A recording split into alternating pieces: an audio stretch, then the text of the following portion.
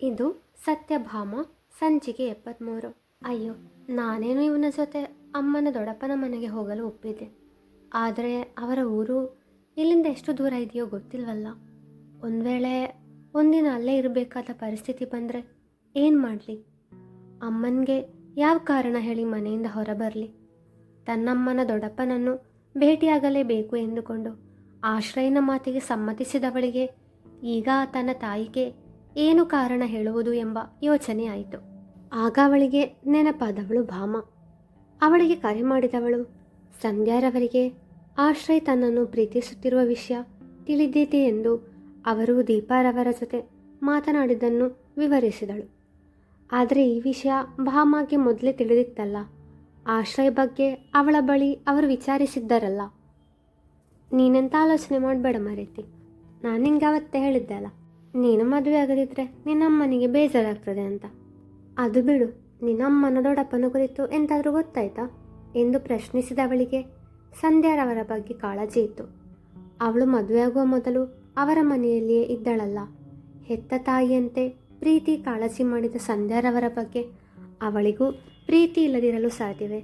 ಅವರ ಫೋಟೋ ಸಿಕ್ತು ಸ್ಟೋರ್ ರೂಮ್ನಿಂದ ಎಂದವಳೆ ತಾನು ಫೋಟೋ ನೋಡುತ್ತಿರುವಾಗ ಆಶ್ರಯ್ ಬಂದದ್ದು, ಅವನಿಗೆ ಆ ಫೋಟೋದಲ್ಲಿರುವವರ ಪರಿಚಯವಿದೆ ಎಂದಿದ್ದು ಎಲ್ಲವನ್ನೂ ವರದಿ ಒಪ್ಪಿಸಿದಳು.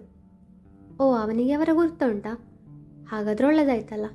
ಗೊತ್ತಿಲ್ಲದ ಸ್ಥಳಕ್ಕೆ ಒಬ್ಬಳೇ ಹೋಗೋದಕ್ಕಿಂತ ಒಟ್ಟಿಗೊಂದು ಜನ ಇದ್ದರೆ ಧೈರ್ಯ ಅಲ್ಲ ಎಂದಳು. ಆದರೆ ಅವರ ಮನೆಯಲ್ಲಿದೆ ಅಂತ ಅವನು ಹೇಳಲಿಲ್ಲ. ಇಲ್ಲಿಂದ ಎಷ್ಟು ದೂರ ಇದೆಯೋ ಏನೋ. ಒಂದು ವೇಳೆ ತುಂಬ ದೂರ ಇದ್ದರೆ ಒಂದಿನದಲ್ಲಿ ವಾಪಸ್ ಮನೆಗೆ ಬರಲು ಆಗಲ್ಲ ಅಲ್ವಾ? ನಾನು ಅಮ್ಮಂಗೆ ಏನು ಹೇಳಲಿ? ಆಶ್ರಯ ಬಗ್ಗೆ ಅಮ್ಮಂಗೆ ಗೊತ್ತಾಗಿದೆ. ನಾನವನ ಜೊತೆಗೆ ಹೋಗ್ತೀನಿ ಅಂತ ಹೇಗೆ ಹೇಳಲಿ ಎಂದು ತನ್ನ ಮನದ ತುಮುಲವನ್ನು ಹೇಳಿದಾಗ, ಕೆಲವೊಮ್ಮೆ ಒಂದು ಒಳ್ಳೆ ಕಾರ್ಯಕ್ಕೆ ಸುಳ್ಳು ಹೇಳಿದರೆ ಅದು ತಪ್ಪಲ್ಲ ಅಂತ ಹೇಳ್ತಾರೆ. ನೀನು ಶುರುವಿಗೆ ಅವನ ಹತ್ರ ಅವರ ಊರೆಷ್ಟು ದೂರ ಉಂಟಂತ ಕೇಳು, ಬಾಕಿ ಸಂಗತಿ ಮತ್ತೆ ನೋಡುವ. ಅಮ್ಮನ ಹತ್ರ ಎಂತಾದರೂ ಸುಳ್ಳು ಹೇಳು ಎಂದಳು ಭಾಮ. ಓಕೆ, ನಾನು ನಿಂಗೆ ಆಮೇಲೆ ಕಾಲ್ ಮಾಡ್ತೀನಿ ಎಂದು ಕರೆ ಸ್ಥಗಿತಗೊಳಿಸಿದಳು ಸ್ಪಂದನ. ಮರುದಿನ ಆಫೀಸಿಗೆ ಬಂದವಳೆ ಆಶ್ರಯ್ ಬಳಿ ಬಂದು, ಆಶ್ರಯ್, ಅವರ ಊರು ಇಲ್ಲಿಂದ ಎಷ್ಟು ದೂರ ಇದೆ? ನಾವು ಬೆಳಗ್ಗೆ ಹೋದರೆ ಸಂಜೆ ಅಷ್ಟರಲ್ಲಿ ವಾಪಸ್ ಮನೆಗೆ ಸೇರಬಹುದಲ್ವಾ? ಅಮ್ಮ ಮನೆಯಲ್ಲಿ ಒಬ್ಬಳೇ ಇರ್ತಾಳೆ ಎಂದವಳಿಗೆ ಸದಾ ತನ್ನಮ್ಮನದ್ದೇ ಚಿಂತೆ. ಅವಳನ್ನು ತುಸು ಕಾಡಿಸುವ ಇಚ್ಛೆ ಇತ್ತು ಅವನಿಗೆ. ಆದರೆ ಅವಳಿಗೆ ತನ್ನಮ್ಮನ ಮೇಲಿರುವ ಕಾಳಜಿ ಕಂಡವನಿಗೆ ಏಕೋ ಕಾಡಿಸುವುದು ಬೇಡ ಎಂದನಿಸಿ, ಬೆಳಗ್ಗೆ ಹೋದರೆ ಸಂಜೆ ಅಷ್ಟರಲ್ಲಿ ವಾಪಸ್ ಬರಬಹುದು, ನಾನು ಬೆಳಗ್ಗೆ ನಿಮ್ಮ ಮನೆಗೆ ಬರ್ತೀನಿ ಎಂದಾಗ ಗಾಬರಿಯಿಂದ, ಬೇಡ ಬೇಡ, ನಿನ್ನ ಮನೆಗೆ ಬರೋದೇನು ಬೇಡ ಎಂದಳು. ಯಾಕೆ? ಹುಬ್ಬೇರಿಸಿದ. ಅದು ಅಮ್ಮಂಗೆ ನಾನು ಅಲ್ಲಿಗೆ ಹೋಗೋ ವಿಷಯ ಗೊತ್ತಿಲ್ಲ ಎಂದಳು ಮೇಲುದನಿಯಲ್ಲಿ. ತನ್ನ ಅಮ್ಮನಿಂದ ವಿಷಯ ಮುಚ್ಚಿಡುತ್ತಿದ್ದಾಳೆ ಅಂದರೆ ತುಂಬ ಗಂಭೀರವಾದ ವಿಷಯ ಇರಬೇಕು ಎಂದುಕೊಂಡವ ಹೆಚ್ಚು ಕೆದಕಲು ಹೋಗಲಿಲ್ಲ. ಪರವಾಗಿಲ್ಲ, ನಾನು ನಿಮ್ಮ ಮನೆಗೆ ಬರ್ತೀನಿ, ಆಂಟಿಗೆ ಏನೋ ಒಂದು ಹೇಳ್ತೀನಿ ಆಯಿತಾ? ಅವಳನ್ನು ಸಂತೈಸಿದ. ಬೇಡ, ತಕ್ಷಣ ನುಡಿದಳು. ಯಾಕೆ? ನಾನು ನಿಮ್ಮ ಮನೆಗೆ ಬರೋದು ನಿಂಗೆ ಇಷ್ಟ ಇಲ್ವಾ? ತುಸು ಬೇಸರವಿತ್ತು ಅವನ ದನಿಯಲ್ಲಿ.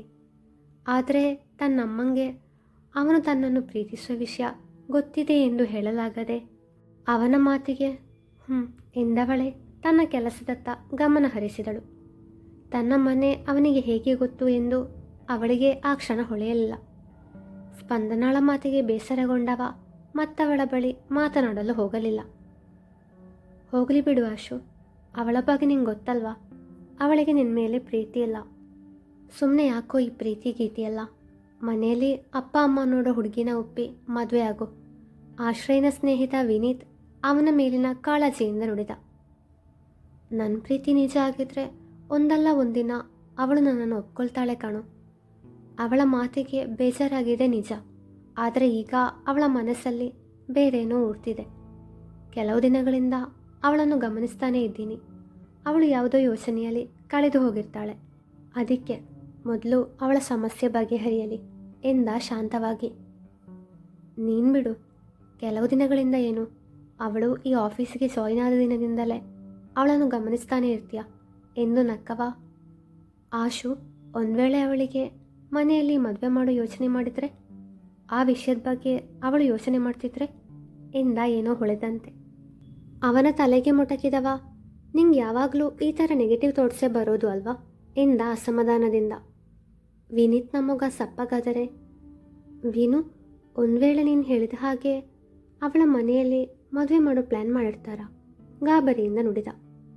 ವಿನೀತ್ ಅವನನ್ನೇ ದುರುಗುಟ್ಟಿ ನೋಡಿದ. ಮೊದಲು ತಾನು ಆ ವಿಷಯ ಹೇಳಿದಾಗ ತನ್ನ ತಲೆಗೆ ಮೊಟಕಿದನಲ್ಲ ಎಂದು. ಅವನ ನೋಟಕ್ಕೆ ಪೆಚ್ಚಾಗಿ ನಕ್ಕವ. ಅದು ವಿನು, ಒಂದು ವೇಳೆ ಹಾಗೇನಾದರೂ ಆದರೆ ನಾನು ನೇರ ಹೋಗಿ ನಮ್ಮ ಅತ್ತೆ ಹತ್ರ ಮಾತಾಡ್ತೀನಿ. ನಿಮ್ಮ ಮಗಳನ್ನು ಪ್ರೀತಿಸ್ತಿದ್ದೀನಿ ಅಂತ ಹೇಳಿಬಿಡ್ತೀನಿ ಕಣೋ ಎಂದ ಧೈರ್ಯದಿಂದ. ಅವನನ್ನೊಮ್ಮೆ ಮೇಲಿನಿಂದ ಕೆಳಗಿನವರೆಗೆ ನೋಡಿದವ. ನೀನು ಹೋಗಿ ಹೇಳ್ತೀಯಾ? ಅವಳಮ್ಮ ತಕ್ಷಣ ಒಪ್ಕೊಂಡು ಬಿಡ್ತಾರೆ ಅಲ್ವಾ ಎಂದ. ಮತ್ತೇನು ಮಾಡಲಿ, ನಾನವಳಿಗೋಸ್ಕರ ಎಷ್ಟು ವರ್ಷ ಬೇಕಾದರೂ ಕಾಯ್ತೀನಿ. ಆದರೆ ಅವಳನ್ನು ಬೇರೊಬ್ಬರಿಗೆ ಬಿಟ್ಟು ಕೊಡುವಷ್ಟು ದೊಡ್ಡ ಮನಸ್ಸು ನನಗಿಲ್ಲಪ್ಪ ಎಂದವ. ನನ್ನ ಸ್ಪಂದು ಮದುವೆನೇ ಬೇಡ ಅಂತ ನಿರ್ಧಾರ ಮಾಡಿದ್ದಾಳೆ. ಯಾಕೆಂದರೆ ಅವಳಿಗೆ ತನ್ನಮ್ಮ ಒಂಟಿಯಾಗಿ ಬಿಡ್ತಾರೆ ಅನ್ನೋ ಭಯ. ಹೀಗಿರುವಾಗ ಅವಳು ಅಷ್ಟು ಸುಲಭವಾಗಿ ಬೇರೆಯವರನ್ನು ಮದುವೆಯಾಗಲು ಒಪ್ತಾಳ ಎಂದ ಸ್ಪಂದನಳ ಬಗ್ಗೆ ತಿಳಿದಿದ್ದರಿಂದ. ಅವಳು ಹಾಗಂತಾಳೆ ಅಂತ ಅವಳ ಅಮ್ಮ ಅವಳಿಗೆ ಮದುವೆ ಮಾಡಿಸದೇ ಇರ್ತಾರ? ವಿನೀತ್ ಪ್ರಶ್ನಿಸಿದಾಗ, ಖಂಡಿತ ಇಲ್ಲ. ನಾನು ಅವಳನ್ನು ತುಂಬ ಪ್ರೀತಿಸ್ತೀನಿ. ಹಾಗೆ ನನ್ನ ಹುಡುಗಿನ ಜೋಪಾನವಾಗಿ ನೋಡಿದ ನಮ್ಮ ಅತ್ತೆ ಮೇಲೂ ನನಗೆ ಗೌರವ ಇದೆ. ಅವರ ಒಪ್ಪಿಗೆ ಇಲ್ಲದೆ ನಾನು ಅವಳನ್ನು ಮದುವೆ ಆಗಲ್ಲ ಎಂದ ದೃಢವಾಗಿ. ಗೆಳೆಯನ ಮಾತಿಗೆ ಮೆಚ್ಚುಗೆ ಸೂಚಿಸಿದ ವಿನೀತ್. ವಿನು, ನಾನು ಅವಳನ್ನು ಮದುವೆಗೊಪ್ಪಿಸ್ತೀನಿ. ಮದುವೆ ಆದರೆ ಅತ್ತೆಯನ್ನು ಕೂಡ ನಮ್ಮ ಮನೆಗೆ ಕರ್ಕೊಂಡು ಹೋಗೋಣ ಅಂತ ಹೇಳ್ತೀನಿ ಎಂದ. ನಿನ್ನ ಯೋಚನೆ ಏನೋ ಒಳ್ಳೆಯದೇ, ಆದರೆ ನಿಮ್ಮ ಅಪ್ಪ ಅಮ್ಮ ಇದಕ್ಕೆ ಒಪ್ಪಲ್ಲ ಮಗ. ವಿನೀತ್ ವಾಸ್ತವವನ್ನು ನುಡಿದಾಗ, ಯಾಕೆ ಒಪ್ಪಲ್ಲ? ಅವರು ಒಪ್ಪಲಿಲ್ಲ ಅಂದರೆ ಒಪ್ಪಿಸೋ ಹಾಗೆ ಮಾಡ್ತೀನಿ ಎಂದವನಿಗೆ ಹಠವೇನೂ ಕಮ್ಮಿ ಇಲ್ಲ. ಹೇಗೆ ಒಪ್ಪಿಸ್ತೀಯಾ? ನನ್ನ ಹೆಂಡತಿ ಜೊತೆ ಅವಳ ಅಮ್ಮನೂ ಇಲ್ಲೇ ನಮ್ಮ ಮನೇಲೇ ಇರ್ತಾರೆ. ಇದಕ್ಕೆ ನೀವು ಒಪ್ಪಲಿಲ್ಲ ಅಂದರೆ ನಾನು ಈ ಮನೆ ಬಿಟ್ಟು ಹೋಗ್ತೀನಿ ಅಂತ ಹೇಳ್ತೀಯಾ ಅಲ್ವಾ ಎಂದ ಅವನ ಕಡೆಗೆ ಉರಿನೋಟ ಬೀರುತ್ತಾ. ಕರೆಕ್ಟ್, ನಿಂಗೆ ಹೇಗೆ ಗೊತ್ತಾಯಿತು ಎಂದ ನಗುತ್ತಾ. ಇಲ್ಲಿ ತನಕ ಯಾರೂ ಹೇಳದ ಹೊಸ ಡೈಲಾಗ್ ಅಲ್ವಾ ಇದು, ಅದಕ್ಕೆ ನಂಗೆ ಗೊತ್ತಾಯಿತು ಎಂದ ಅವನನ್ನು ಅಣಕಿಸುತ್ತಾ.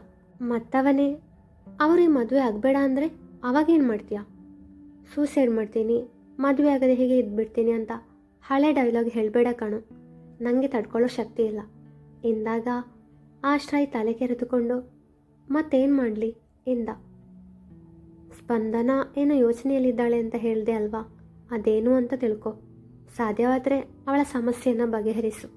ಆಮೇಲೆ ನಿಧಾನಕ್ಕೆ ನಿನ್ನ ಪ್ರೀತಿನ ಅವಳಿಗೆ ಅರ್ಥ ಮಾಡಿಸು. ಮೊದಲು ಅವಳು ನಿನ್ನ ಪ್ರೀತಿಗೆ ಗ್ರೀನ್ ಸಿಗ್ನಲ್ ಕೊಡಲಿ, ಮುಂದಿಂದು ಆಮೇಲೆ ನೋಡೋಣ. ಹಾಂ, ಅವಳು ನನ್ನನ್ನು ಒಪ್ತಾಳೆ ಎಂದವ. ಥ್ಯಾಂಕ್ಸ್ ವಿನು ಎಂದು ತನ್ನ ಕೆಲಸದತ್ತ ಗಮನ ಹರಿಸಿದ. ಅಂದು ಶುಕ್ರವಾರ. ಆಫೀಸಿನಿಂದ ಮನೆಗೆ ಬಂದ ಸ್ಪಂದನ ಮರುದಿನ ಸಂಧ್ಯಾರವರ ದೊಡ್ಡಪ್ಪನ ಮನೆಗೆ ಹೋಗಬೇಕಾಗಿದ್ದರಿಂದ ಸಂಧ್ಯಾರವರಿಗೆ ಯಾವ ಕಾರಣ ಹೇಳಿ ಹೋಗುವುದು ಎಂದು ಯೋಚಿಸುತ್ತಿದ್ದಳು. ಅಷ್ಟರಲ್ಲಿ ಭಾಮ ಕರೆ ಮಾಡಿದಳು. ಸ್ಪಂದನ, ನಾಳೆ ಬೆಳಗ್ಗೆ ನೀನು ಹೋಗೋದು? ಹಾಂ, ಅಮ್ಮಂಗೆ ಏನು ರೀಸನ್ ಹೇಳಲಿ ಅಂತ ಯೋಚಿಸ್ತಿದ್ದೆ. ಈಗ ನಿನ್ನ ಕಾಲ್ ಬಂದಾಗ ಒಂದು ಐಡಿಯಾ ಸಿಕ್ತು. ನಿನ್ನ ಮನೆಗೆ ಹೋಗ್ತೀನಿ ಅಂತ ಅಮ್ಮನಿಗೆ ಹೇಳ್ತೀನಿ ಎಂದಳು ಖುಷಿಯಿಂದ. ಆಯಿತು, ಅಮ್ಮನ ಹತ್ರ ಕೇಳಿದರೆ ಇಲ್ಲಿದ್ದಾಳೆ ಅಂತ ಹೇಳ್ತೇನೆ ಆಯಿತಾ? ಗೆಳತಿಯರಿಬ್ಬರು ಸ್ವಲ್ಪ ಹೊತ್ತು ಹರಟೆ ಹೊಡೆದು ಕರೆ ತುಂಡರಿಸಿದರು. ನಾಳೆ ಏನಾಗುವುದೋ ಎಂದು ನೆನೆದು ಸ್ಪಂದನಳಿಗೆ ಮನದೊಳಗೆ ಭಯವಾಗುತ್ತಿತ್ತು. ಆದರೆ ಅವಳು ಹೋಗಲೇಬೇಕಿತ್ತು. ತನ್ನ ಅಮ್ಮನಿಗಾಗಿ ಏನು ಮಾಡಲು ಸಿದ್ಧಳಾಗಿದ್ದಳು ಅವಳು. ಮುಂದುವರಿಯುವುದು